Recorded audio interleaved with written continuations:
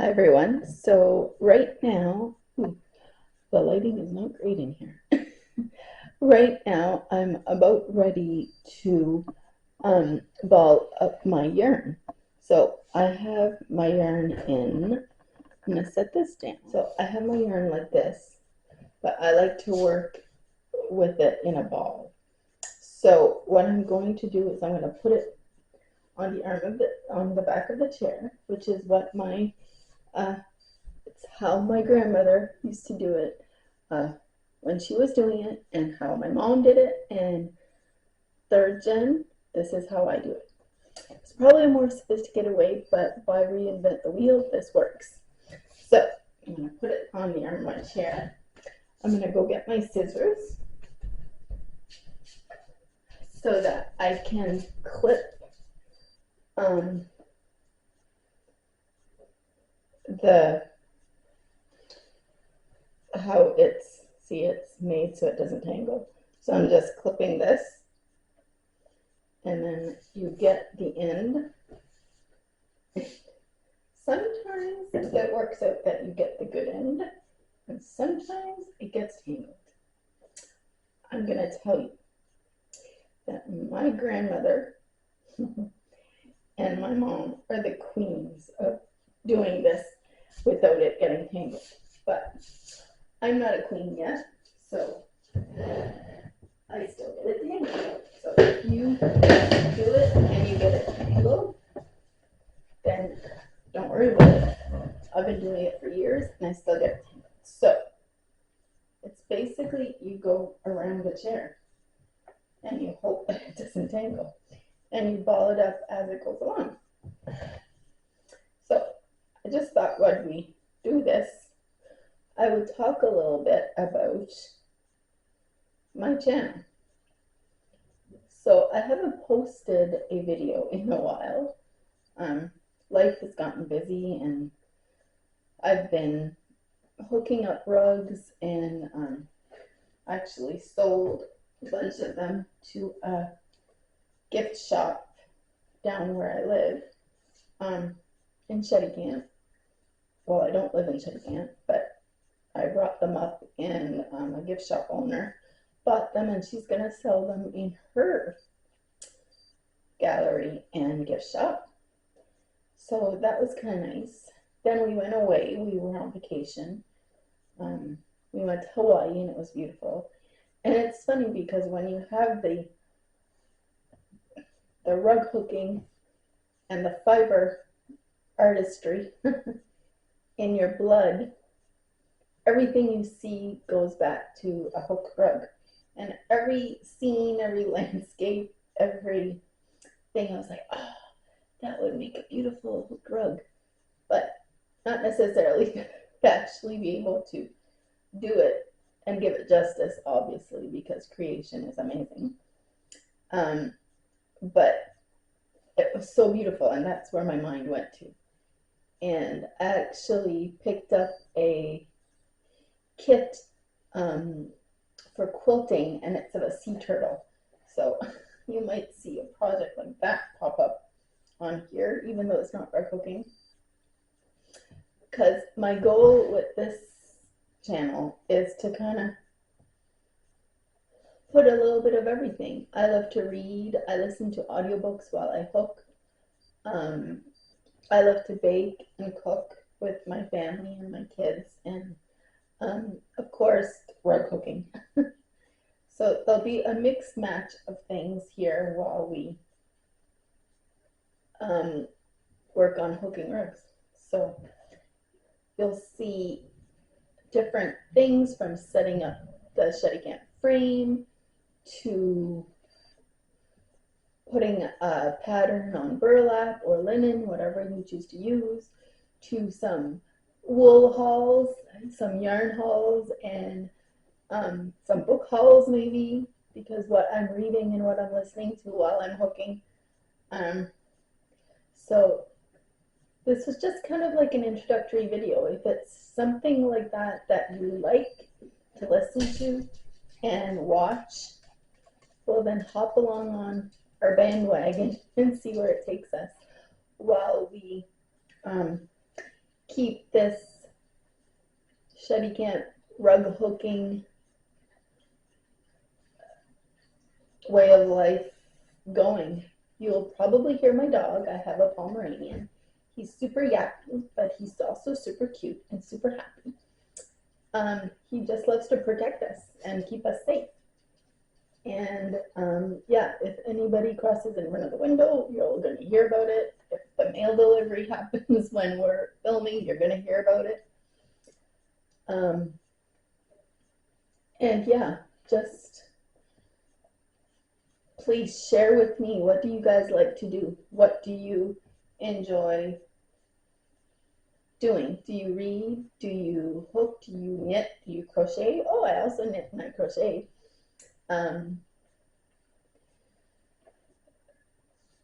And I think I love yarn and wool and textures. Oh, look, someone joined the wool together. Look, that won't hook up. I'll have to cut it. Well, actually, I might as well cut it now. So I'm going to snip it and snip it again. There. Might as well do it now. And then I'm just going to put it back in and just keep turning. And yeah, it's usually I do it standing up, but since I want to talk with you and not have you just look at my midsection the whole time, it's easier to sit and do it. Wow, I can't believe it. I'm doing it without getting it all tangled up. It's pretty sweet. So it goes around and around the chair. Whoops. And around the microphone. And yeah, so that's basically what I want my channel to be.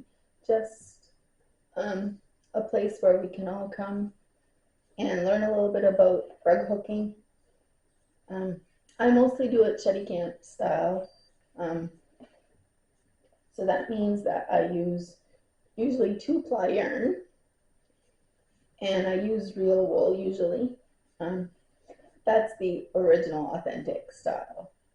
The rugs are usually as pretty on the bottom, if not more beautiful on the bottom than they are on the top. And you always pull your ends up, so there's no ends usually hanging on the bottom. But I've been also delving into using different textures, and it's been kind of cool to experiment. It's not really in my wheelhouse. It's not what I've grown up doing, but it's always good to learn and to change things up a little bit so it doesn't get stale. And, you know, I love the way my mom and my grandmother did it, and that will be mostly the way I do it, but there's also different ways of doing it which are equally as beautiful, just different. And so if you're listening and you use wool strips, that's so cool. And I'm actually putting a little bit of wool strips in my work just to have different textures, and I think it's very interesting. And interesting to meld some more modern stuff with the traditional. So yeah, you'll see a whole whack of different styles of hooking, and we'll look at how we put a pattern on a piece of burlap. And I'm by no means an artist at all, like as in to draw, but it doesn't have to be perfect. It's just basically an outlining, of what you want to create on your burlap. So yeah, don't feel if you can't draw that you can't do it, because I can't really draw and I do it. And sometimes my drawings look crazy, but that's okay, because it's how it's going to look when the yarn goes into it that it makes it beautiful. And if you do it a different style than I do, that's great. We can all learn from each other. And if you have a channel, please link it below so that I can follow you and learn something new too. Because I think the more we learn together, the stronger we become, and we all can learn something from each other. And if you want to learn, then stick around and I will do my best to answer any questions that anyone has. And yeah, that is about it for that. So let's keep doing this until it's all done.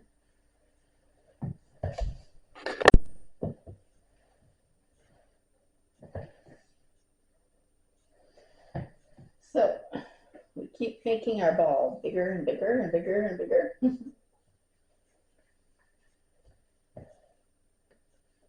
And so I've been reading, if you're into books and reading, I've been reading Abby Jimenez's last book. Let me go look at it. That's what it's about.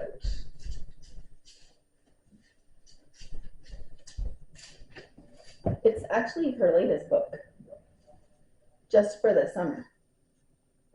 So it's really an interesting story. I'm not too far in. It's about these two characters.